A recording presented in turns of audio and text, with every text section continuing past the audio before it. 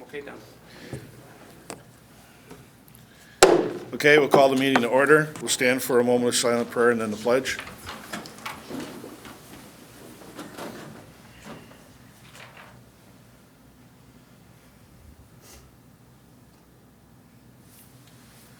I pledge allegiance to the flag of the United States of America and to the republic for which it stands, one nation, under God, indivisible, with liberty and justice for all.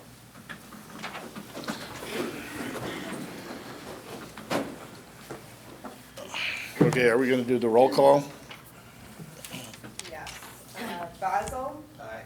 Bertram? Here. Bishop? Here. Bossert? Here. Brandner? Here. Brandt? Here. Balua? Here. Bird? Yep. Carr? Here. Dice? Here. Gallitz? Here. Gonring? Here. Hartwig? Here. Jenkins? Kelling? Here. Krebs? Here. Creefall? Here. McCune? Here. Mary? Here. Merton? Here. Mahalik? Here. Schleif? Here. Sorcy? Here. Steffen? Here. Samisek? Okay.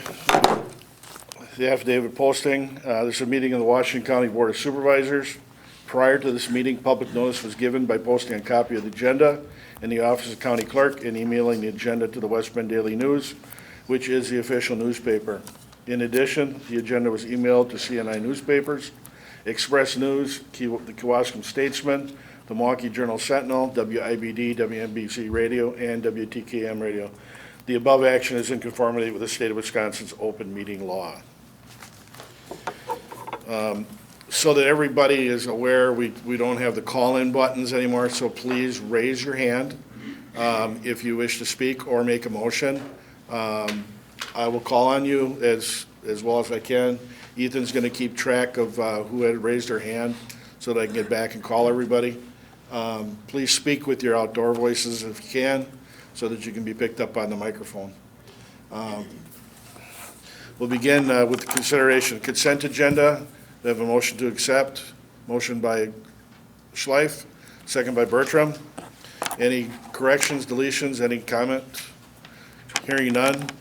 We'll vote on this. All in favor, signify by saying aye. Aye. Any opposed? Okay, we'll move on to 2019 Resolution 70. Resolution temporarily amending the procedural rules of the county board. This is a 2/3 vote. The motion to consider. Bossert, second Samisek. Any discussion on this? Is everybody clear on this, or county attorney, why don't you give a brief explanation? Good morning. The purpose of this particular rule amendment is to allow telephonic or video appearances by yourselves or members of this body while the state of emergency continues. As we understand right now, our code currently does not allow for that unless it's a committee meeting and only once per quarter. This temporarily suspends that so you can appear by phone, vote, and form a quorum electronically while the state of emergency goes on. Once that state of emergency is over, this rule then would sunset. We go back to the current rule, which is you must be here in person for county board meetings and vote in person. Supervisor Schleif. Will that sunset be automatic, or will we require some motion by this body at that time? Be automatic. Okay, thank you. You're welcome. Okay, see no further questions. We'll vote on this. All in favor signify by saying aye. Aye. Any opposed? Any abstentions? Motion passes unanimously. 2019 Resolution 71, 2019 non-lapsing accounts. This is a majority. Supervisor Schleif, Supervisor Merton. Are there any questions, or Supervisor Gallitz? Thank you. I want to draw your attention to, I think it's the second page, the Human Services outlay of $1.2 million for purchase of an electronic health record system. I thought that was a done deal. Why weren't we able to execute that in 2019? So just to be clear, the question was the Human Services Electronic Health Record System. Why are we non-lapsing for that? We're in the midst of actually doing the work. The money needs to be non-lapsed so we can make payments as it's phased in. So it is a done deal, it's just that they're working on it in real time, and as the contractor completes stages of it, then the payments will go out.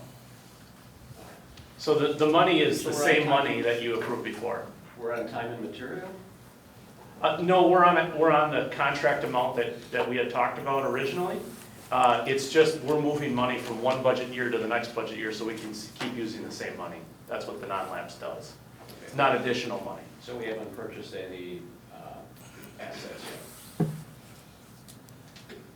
I don't believe we, It's software, so it's kind of like a percent of completion contract. right, so it's more of a percentage of a completion contract as we go through. That's what I meant when I said there's different phases or stages of the project. We'll pay a certain percentage of the project once those mile markers are completed. So predominantly it's software, so there's not a lot of infrastructure per se. It's more database type of work that's being accomplished. Right, that's why I was surprised that software purchase, so we're paying it at the end when we install versus upfront. Predominantly, there will be some payments as you go through, you're paying for the work that they're actually doing of transferring data and those types of things. But yes, it's staged, and ultimately there's a final payment, including a component of it that will actually hold a certain retainage that will hold until we're satisfied 100% with the project. Thank you. Supervisor Merton? I just have a question relative to the amount. Is this an unusually high amount that's being requested for non-lapse? You mean in total? Yes. It's probably a little bit higher because of the 1.2 million for human services software, but otherwise, there's nothing in here that is unusually high, no. The only item I had noticed was the human services outlay for the youth treatment center. That seems to be a pretty high amount, 500,000. Are they really doing that much repair? To that building, yes. I actually got to walk through facilities. It needs a lot of work. Thank you. Any other questions? Seeing none, we'll vote on this as a simple majority. All those in favor signify by saying aye. Aye. Any opposed? Any abstentions? Thank you. 2019 Resolution 72, adoption of the Washington County Park and Open Space Plan to 2035. Take a motion to accept. Pulawa and Brandt. Any questions or comments? Supervisor Carr. I'm relatively knowledgeable about the property values on Big Cedar Lake. And I seriously question whether there's any possible way this county can justify spending millions of dollars to buy parkland on Big Cedar Lake at some point in the future. The pieces of property on Big Cedar Lake that would be big enough for a park are somewhere right now in the $2 million range. So I'm questioning whether it makes a whole lot of sense to even think about trying to obtain property on Big Cedar Lake for some kind of a park. It's just so expensive. We know darn well from the great leadership that we've had so far that the county is going the opposite way that we would like to have it go physically. And so the idea that we're going to somehow come up with several $1 million to buy a piece of parkland at some point in the future on Big Cedar Lake just doesn't seem realistic. Thank you. Supervisor Brandt. Sir. Okay, it's here. Okay. Okay, our committee had worked on this and went through all of the items. And this is to be seen as a guide for the future. there isn't really any county money that's being budgeted to buy parkland. Oftentimes, the county is given property. Maybe somebody's bequeathing it to the county. So we identified as Cedar Lake is a wishful thing, but I don't think the county is going to go out and budget money for buying property and going on, unless it's going to be donated or something comes up for sale at a very reasonable price. And that has to do with a lot of these other properties too that are on the plan. But in order to have a plan of where you want to be in the future, you have to identify spots that you'd like to have parkland, and that's what we've done. Thank you. Supervisor Merton, sorry. Is that basically the change? I mean, what is the basic change within the whole park and open space plan? There are a number of changes that are part of this plan. As a matter of fact, the number of identified areas of parkland that are potential parks in the future have been reduced drastically. Part of the reason that the Cedar Lake concept was left on is that's as old as these plans are. The county has always been interested at some point, as Supervisor Brandt was alluding to, if the perfect scenario came forward at the perfect time, that the county would want to have some green space parkland. I think Supervisor Carr is correct. Today, in the current climate we're in, I don't see any scenario where it's possible in the near future. But that's not to say that things won't change 20 years from now, when this is a 30-year plan, where there is some scenario, maybe there is some donation, maybe there's some state grant program that makes this work. But largely, this plan has been pared back and scaled to what your priorities are and what your mission and vision and values state. So that's a large reason why Jamie and her team worked with the community, worked with the committee to try and pare it down to something that's reasonable and practical, still forward-looking, but not, Jamie, how many parks were there originally? So the approved plan as it sits today on the county books has 4,629 acres to be acquired by the county. The plan in front of you has 395 acres for potential future acquisition of the county. So it goes from a total cost of roughly $38 million in the existing plan that's currently approved to the $10 million projected costs that you see. So that really is the big difference, that the state requires the plan be approved on the books. Our nonprofit conservation, OWLT, Cedar Lakes Conservation Foundation, they all sat at the table and they all rely on the open space plan as well in terms of the inventories that were done.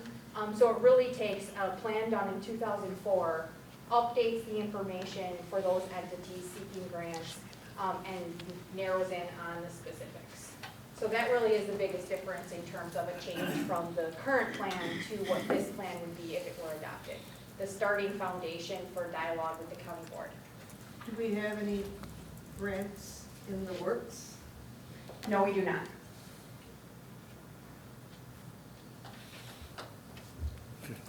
Supervisor Bishop. As you look through the plan, and not just the little synopsis at the end, but the main plan, the 200 and some odd pages, it mentions in there multiple times that this is an outline, it is a plan, it is a guide, and that nothing would be acquired without something initiating that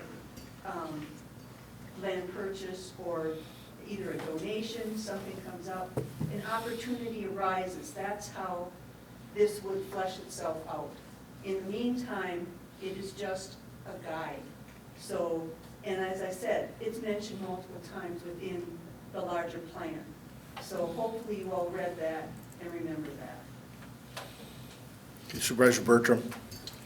I guess one of the things I'd like to piggyback on Supervisor Carr's comments, I've been concerned about this for, being when I was on the board previous to this term. We have now, or are in the process of selling land for parks right now. One of the things I've said over and over again is we're actually, again, selling or have sold land that's been donated. I don't understand how we can justify doing this in your plan when you're selling off parks that were donated. We've taken the golf course now and we're trying to get that put into the city so it's worth more money. I personally think that that's the only reason we're doing that, is so that if we decide 6 months from now to sell the golf course, that it would be more priced so that it would be a development project. I just feel, it just feels off to me to say we're looking into the future of how we're gonna take donated property. I can tell you right now, if I had property and I saw the way the county is selling off property that's been donated to them, I'd be really reluctant, especially to give a property that's always gonna be a bit more value than most that's on the lake. Thank you. So during this meeting, I'm in the office of the county administrator, and the next one I'll be in the office of the county executive. So I'll respond as county administrator. This isn't anyone's plan, this is your plan, the county board's plan. If you don't want to adopt it, don't adopt it. There's no skin off staff's nose if you decide you don't want to adopt it. If there's a headline that comes off of this plan, it's 90% of the park acquisition that was originally in the plan that you have today, your plan, as of right now, this moment, 90% is being removed from the plan that's being proposed. I don't think it's that hard to fathom at all. I mean, we still acknowledge that we're in the park business. You made the conscious decision not to get out of the park business. And so therefore, it's simply a question of, if we're gonna stay in the park business, can we live within priorities or can we not? And the parks that you have made the decision to put on the market are parks that you've identified quite literally as non-priority parks. So, once again, you've adopted the Park and Open Space Plan, you've adopted the Parks Fiscal Sustainability Plan. If you don't like them, get rid of them. Okay, any other questions? Supervisor Carr. Yeah, I would just say, to make everyone aware, that virtually every landowner on Big Cedar Lake, including the largest landowner, which is, of course, the Cedar community, they own by far the biggest chunk of land, is well aware that there's an organization that has been actively acquiring land in the watershed area. And of course, that's Cedar Lakes Conservation Foundation. Cedar Lakes Conservation Foundation actively solicits both sales and donations of land, and has for the last 35 years, no, 40 years actually, for protection of the watershed around Big Cedar Lake. That land is acquired, owned, and preserved in perpetuity, and is open to the public in most cases for recreational use. So it's completely unlikely, in my opinion, with all the PR that Cedar Lakes Conservation Foundation conducts, in order to preserve the watershed, preserve the value of the properties as a result of preserving the watershed, it's pretty unlikely that anyone's going to donate land to the county as opposed to donating it to Cedar Lakes Conservation Foundation. It just isn't realistic. And for the county to essentially put in the long-term plan that they want to acquire parkland on the lake, when frankly it's been controversial when they acquired Ackerman's Grove, and it was perceived by many of the people on Little Cedar Lake to be negative that there's a park on Little Cedar Lake. It's just pretty unlikely, in my opinion, that this is ever going to happen, and to have it in the plan sort of goes against, I think, the desires of many of the people who live in that area, to even suggest that the county is interested in doing something that's in opposition, essentially, or in competition with this organization, Cedar Lakes Conservation Foundation, which is trying to do exactly the same thing and has been very successful in doing it. So it seems to me that it's more of a public relations kind of a thing to have it in there. It might be counterproductive, and it would make more sense to just delete that whole concept of trying to have a property that would be a parkland on Big Cedar Lake in the long-term plan. Thank you.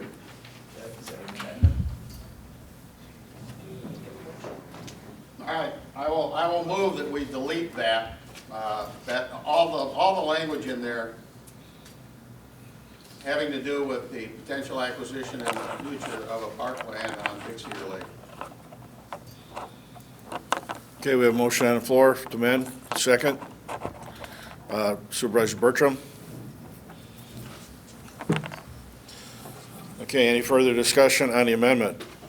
Supervisor Mahalik.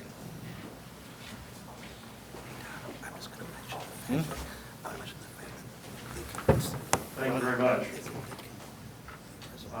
I would speak in opposition to that. You know, it's sad when we're looking at the fact that, you know, the great unwashed, all of us who can't afford to live on Big Cedar Lake would not have a park there. Personally, I think whenever we can have a park on something like that, I think it's something that we should definitely move forward to. There are some people, I'm sure, on Big Cedar Lake who don't want a park there because that would mean that, you know, people who don't own land there are going to have access to it. Well, we all pay taxes here in Washington County, and I think it makes a lot of sense to have one of the beautiful areas more available to all the taxpayers of Washington County. We hope that every one of you who doesn't live on Big Cedar Lake or a lake takes that into consideration, and please vote this amendment down prior to having the whole entire thing move forward. I think, if I can say this one more time, County Administrator Shulman brings up a point that we already have it in the plan. We're shrinking it from over 30 million to 10 million. We're going in the direction that we hope to go, but I think that this area should be open again. We're talking about something that might be 10, 20, 30 years in the future. Why do we want to let this board castrate that idea? I'd like to keep it in there. Thank you. Supervisor Mary.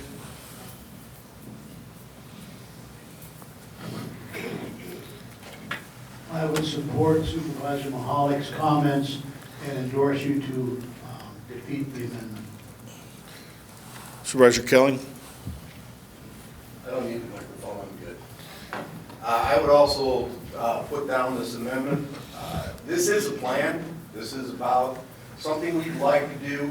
It's not, it should not be perceived as anything that we want to ruffle anybody's feathers or whatever. But all due respect and all your time you've served on the Lake Board, and I know that you're looking at their interests. But this is not the Lake Board's interest. This is the county's interest. And we look at all the citizens of the county, not just the people who serve on the Lake Board alone. This belongs in the plan as something we'd like to do, we hope to do. May never come to fruition, but if the opportunity should arise, it absolutely should. I spoke on this a million times. We serve the county. We might turn to our districts, but every decision we make is about the county as a whole, not our districts.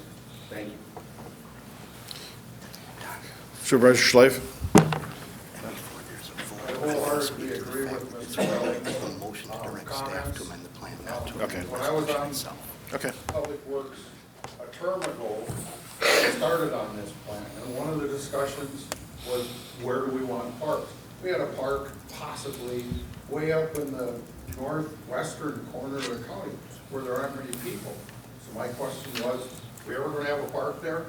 Probably not, but it's a wish list. This is guide, it's a long-term wish list. So again, we shouldn't take something out, but another board might want to put it in later on.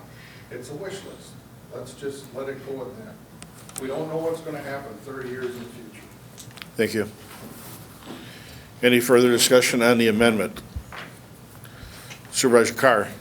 As I've been informed that this is not an appropriate way of amending this resolution, and so if I'm correct, Josh, it's best to pull the suggested amendment, pass the resolution, and then change it afterwards?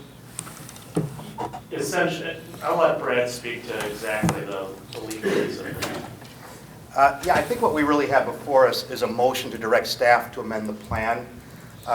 What you're being asked to do is pass a resolution that approves a plan or the plan. I would recommend against trying to start tacking specifics about the plan into the resolution. It's really unnecessary and it's cumbersome for staff.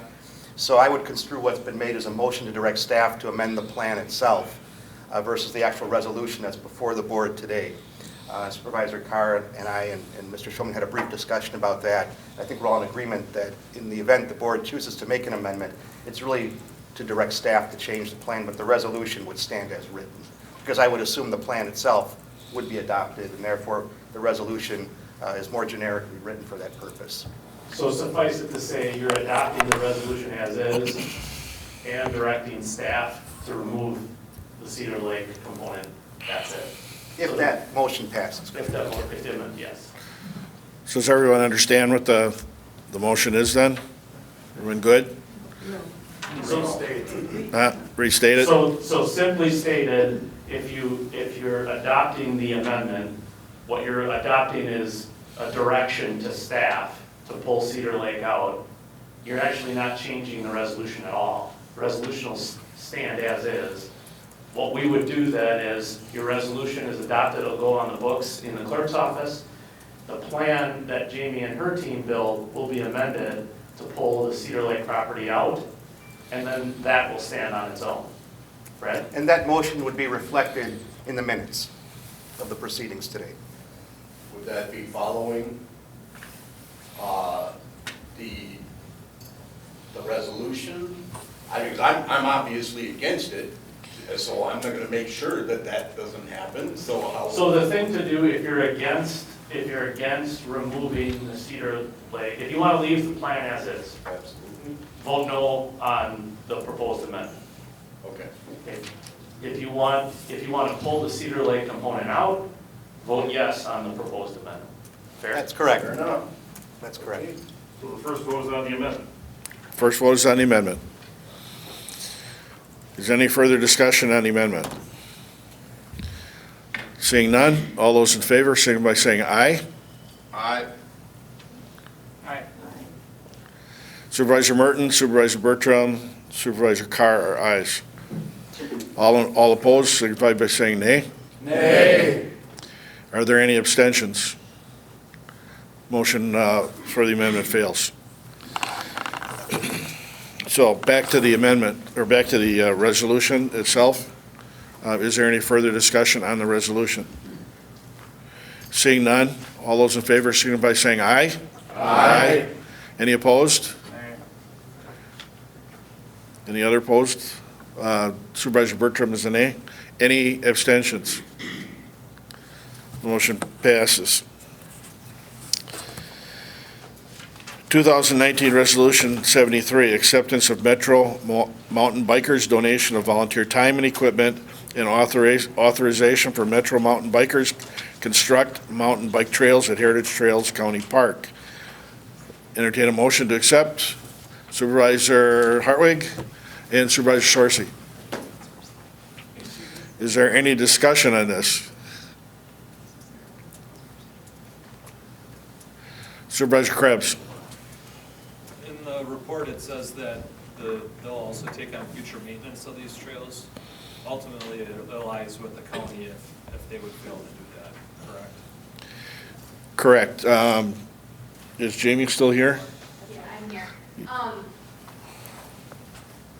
So yes, if it's something we continue to maintain. Or restore, hopefully with discontinue. Right. So I think if they bailed after, the original 2-year commitment or 3-year commitment as a mountain biking organization, that would be a discussion we would need to have. Thank you. Okay, any further discussion? Hearing none, we'll have a vote. All in favor, signify by saying aye. Aye. Any opposed? All right, motion carried. Oh, any abstentions? Okay. I'd like to move, if it pleases the board, the floor, move 2019 Resolution 74 to the end. if there's any objections. Seeing none, we'll do that. On to 2019 Ordinance 19, amend sections 15-4 and 15-6 relating to meetings, quorum, and order of business and procedural rules. Entertain a motion. Supervisor Kelling. Supervisor Gallitz. Any discussion? Supervisor Kelling. In the ordinance, there's a line, it says, so basically this is my question. Does the statement, the chair shall place resolution on the next agenda negate his ability to decide or decline what goes on the agenda? This particular rule deals with what happens when the county executive vetoes some legislation that you pass.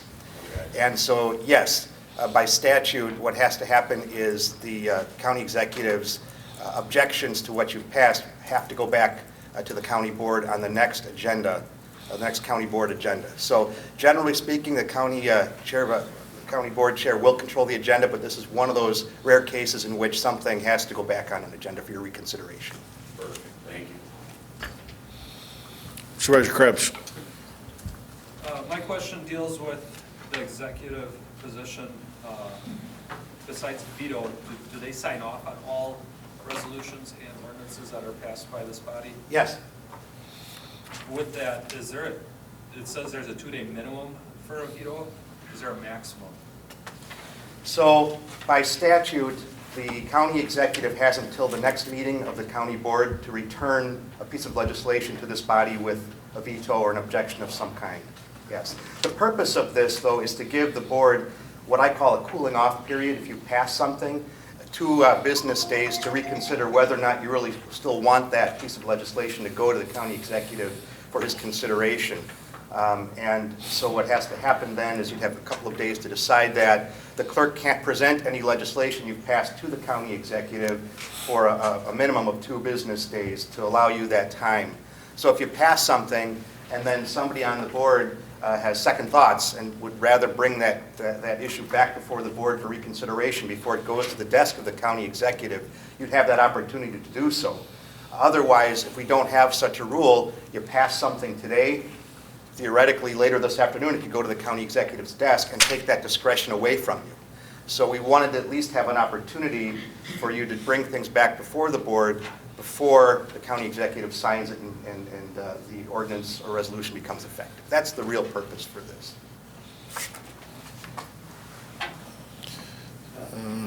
Thank you, Attorney Stearns. You say in the bottom that the language conforms to. Is there anything, I'm not familiar with all the language regarding the executive, so does it mirror the state language? Well, the reason I came back before the board with this particular rule is because when we passed the change of government, the board directed my office to make changes to the code to reflect the new form of government. And most of that was real simple. We plucked out the word administrator and plunked in the word executive because the duties are so similar. The one thing that we didn't have is a process and a procedure for this board to deal with vetoes should they come. So this particular rule is a creation of my office and essentially this board. Statutes don't really set forth a procedure once something is vetoed or something is passed and needs to be reconsidered. So my office looked at other counties that have county executives. We looked at how other counties do these kinds of things, and we drafted something that's very similar in nature to what other counties do in terms of how to reconsider something that you've passed and how to deal with items that might need to be reconsidered. So to answer your question, Supervisor Gallitz, it's sort of a yes and no. The statutes dictate certain things, and to the extent there's a gap, we wanted to give you a rule that becomes part of county board procedure that deals with certain things that aren't dealt with directly by statute. Can I interject a little bit before? One of the things that can happen, we're in a new form of government. We pass a resolution that is important and want to pass it forward, but there may be some language within it that is that the county executive would veto over language and make that known. we have that opportunity to say, let's bring it back for reconsideration. If it needs to go back to committee, and work closer with the executive to get a piece of legislation that we can both agree upon. So, Supervisor Mahalik. Thank you, Mr. Chairman. I just wanted to make sure that the body knew that this is, as our county attorney has mentioned, something that counties that have an executive do. And it is like a safety valve, primarily to help this particular body with the county executive. So I would certainly move in favor because of the fact that this is something that other counties with executives do to provide, like you said, a cooling off period. So we're not going rogue on this. This is something that's commonly done. Thank you. Supervisor Schleif.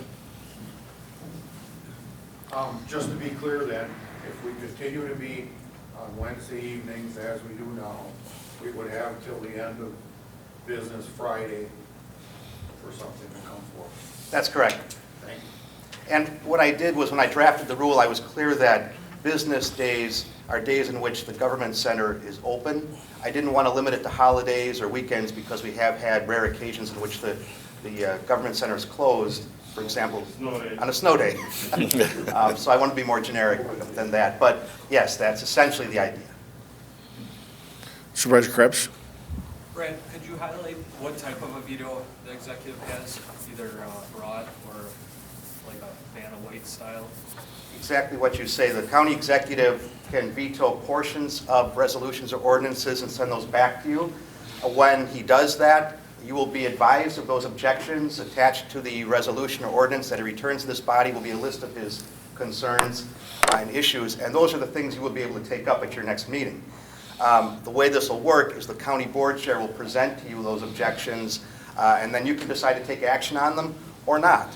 And options you have include referring the matter back to committee for further study, to postpone consideration or reconsideration of the issue. And then, if so, it could come back. The idea is the board could then perhaps take up those objections or those issues and perhaps restructure the piece of legislation so that it's satisfactory to both parties, both the board and the executive's office. Okay, any other questions? Okay, this is a 2/3, a majority of the members elect, that'd be 18. All those in favor signify by saying aye. Aye. Are there any opposed? Are there any abstentions? Motion passes unanimously. We're going to take Resolution 75 through 84. We're going to take them all together. Refer to the county clerk will handle that. You need a motion and a second? Oh, sorry. Motion, Supervisor Bishop, Supervisor Hartwig.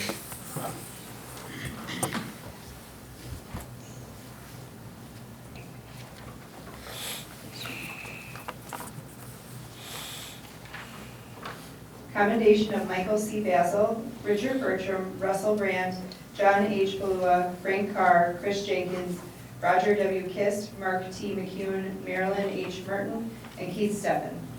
Whereas these honored and respected members of the Washington County Board have chosen to bring an end to their distinguished service on the board, and whereas by their straightforward manner and devotion to duty, they won the friendship and esteem of their colleagues. And whereas Michael C. Basil, Richard Bertram, Russell Brandt, John H. Balua, Frank Carr, Chris Jenkins, Roger W. Kist, Mark T. McCune, Marilyn H. Merton, and Keith Steffen have always given freely of their time and talents, and their efforts provided visible and tangible improvements to their community and to the citizens of Washington County. And whereas it is the distinct desire of the Washington County Board to pay tribute to them for their years of service to their constituents, now therefore be it resolved that the Washington County Board of Supervisors pause in its deliberations to pay tribute and to commend Michael C. Basil, Richard Bertram, Russell Brandt, John H. Balua, Frank Carr, Chris Jenkins, Roger W. Kist, Mark T. McCune, Marilyn H. Merton, and Keith Steffen for their years of service to this board. Be it further resolved that this resolution be made a part of the recorded proceedings of this board. Be it further resolved that a copy of this resolution be forwarded to them as a token of appreciation on the part of this board.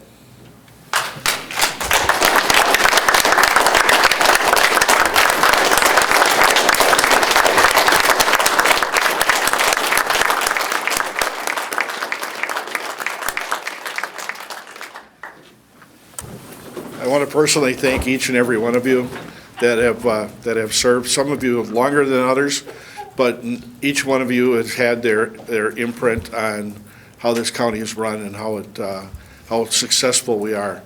So I really appreciate the time and effort that each one of you have spent. It really helps. It's something that's outstanding. Something that we need more volunteerism. We need more people to be involved in the government. So thank you for your service.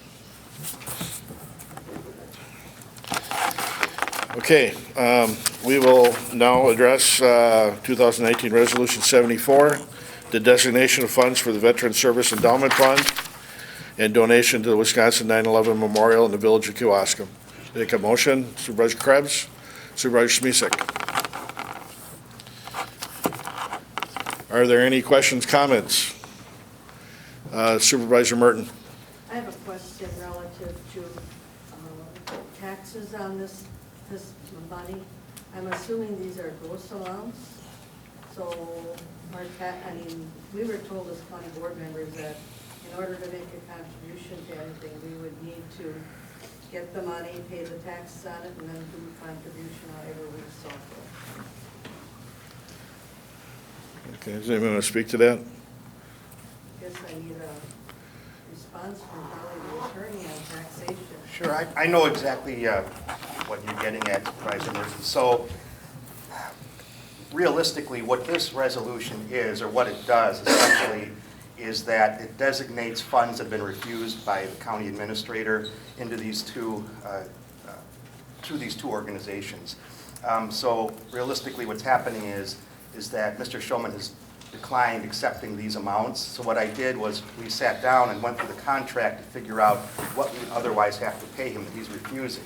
That's where you get these amounts from, and I wanted to cite the specific contract language in there as well, so you know exactly the dollar amounts, where in the contract they came from, and why. He's refused those amounts, so therefore he's not accepting them. The resolution doesn't approve the amount of money that he would be getting. What it really does is just says we have this amount of money sitting here now that was designated for that. We're instead now going to put that into the Veterans Endowment Fund and, of course, the 9/11 Memorial. Supervisor McCune. Yes, at executive, we talked about this as well, and I don't need the microphone, please. The money, some of this has been, it's been talked about, so everybody has the facts as far as the dollar amount. But this includes money that was earned by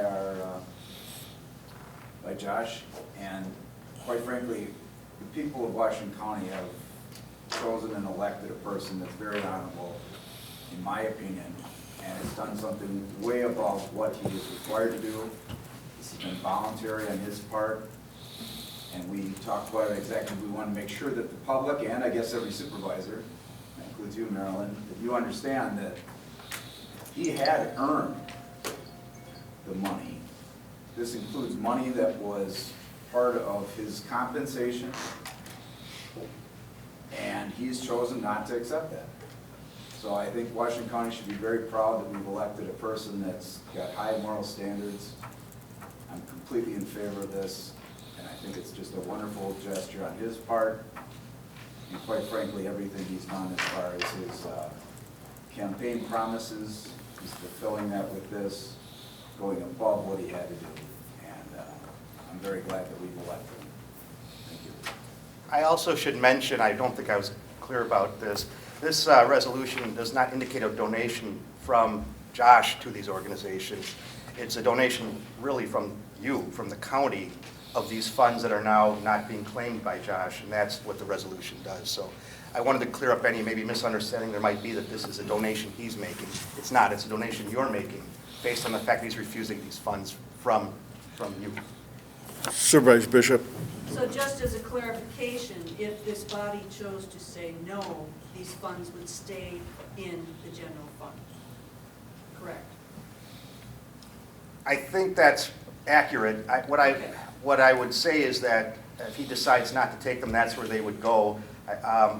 If this body votes down this resolution, I guess we'd have to have that discussion behind the scenes of whether we cut him that check anyway. He decides what he wants to do with it. We have to figure out how he'd want to handle that at that point. It really becomes his issue, I think. But yes, general funds, that's why there's the 2/3 is a transfer. Thank you. You're welcome. Supervisor Gals. I believe it's just a minute revision by page 2, says 141,933.80, whereas line 7 says 141,833.70. Shouldn't those numbers be exact?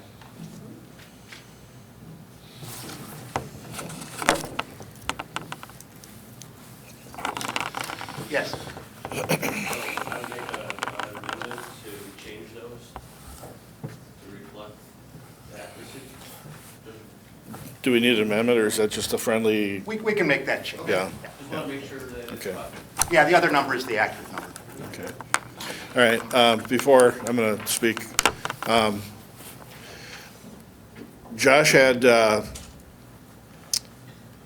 made a campaign pledge to turn in his severance package. Almost half of that he's turning back in is earned. Supervisor McCune spoke to that. Those are clauses within his contract that he earned, and he's turning that back in. He has not placed any, he has respectfully requested that those two very worthy organizations get that funding. As you know, funding right now is drying up for them. It's going to make it more and more hard for them to do it. To Supervisor Merton's point, should we deny this and Josh accept the money, make the donations himself after paying taxes, that will reduce the funding, the donations to those very worthy causes. I think this is more than appropriate that we consider and pass this and give it to those two very worthy organizations. I don't know you get any more worthy than protecting your veterans who protect you and to honor those who died at 9/11. I can't see a no vote on this unless you don't think those organizations are worthy. Thank you. Supervisor Carr. I just wanted to reinforce what Supervisor McCune said. This is a very, very honorable and noble gesture on the part of Josh Schoeman. And I certainly hope that despite what Brad just said about this is really a gift from the board, that the media reports this as a gift from Josh Schoeman, because that's really what it is. Technically, sure, it's a gift from the board because of the mechanics of how this has to happen. But this is a gift from Josh Schoeman to both of these very important and honorable organizations. And so, when you're talking to your constituents, I certainly hope that you remind them of that, and that I hope that our local media reports it that way, because that's really what it is, in my opinion. Thank you. Supervisor Kelly. Just to state what hasn't been stated quite yet, for those of you who may be concerned about political ramifications, I got great news for you. The election is over. The people have spoken, and they've spoken loudly. All this was brought up before that, oh, you guys should have waited and all the rest of that. Well, look what happened. He won by what, 24 points? I'd say that's a pretty good, solid base to go on for us to say, hey, the people have spoken. Let's put it to bed. Let's send it out of here with a unanimous vote. Let's do this. Thank you. Thank you. Supervisor Merton. My concern is that we don't end up and the county later on has to pay a tax, so that the county is absolved for any of that. So you've assured me of that. Thank you. Supervisor, that's correct. Okay, any further discussion? Hearing none, vote on this. All in favor, signify by saying aye. Aye. Any opposed? Any abstentions? Oh, Gordon Huberman happens to be here. He's the one instrumental in conceiving and putting together the 9/11 memorial. I would just like to say, my association with Josh is absolutely amazing. From not having known the man 2 years ago to now being the recipient of something that he did not have to do. And I asked my wife the other night, I said, Kathy, imagine this. Would you make this decision, this selfless act? And she said, probably, but we'd have to think about it a little bit. But here this young man, what an asset the county has in Joshua. And I just want to say thank you very much for your support throughout the years. And we're on a pause now in the construction. However, hopefully June 1st, we finish this substantially in 2020. And but these funds are greatly appreciated, deeply needed. Nonprofits are taking a hit, I am telling you.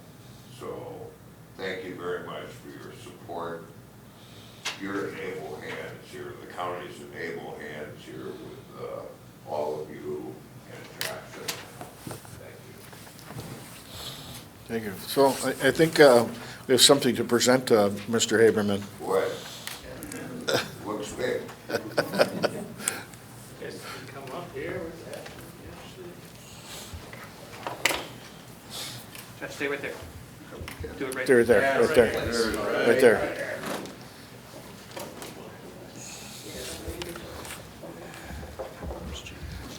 All right.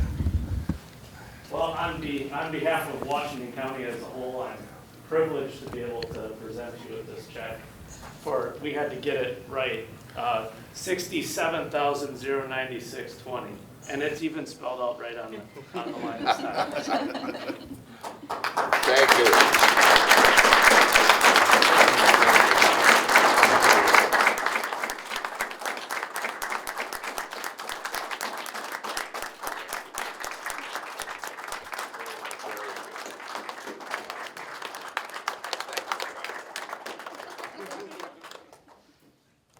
All right, well, together we're gonna get this built. We're all gonna be proud. Thanks, Gordon. Thank you. Thank you. Thank you, Josh. Gordon. And Jody. Mostly Jody. Is Jody allowed for that to happen? That's right. So, That's exactly. They call them all right, string. seeing all business has been conducted, we are hereby adjourned. Thank you.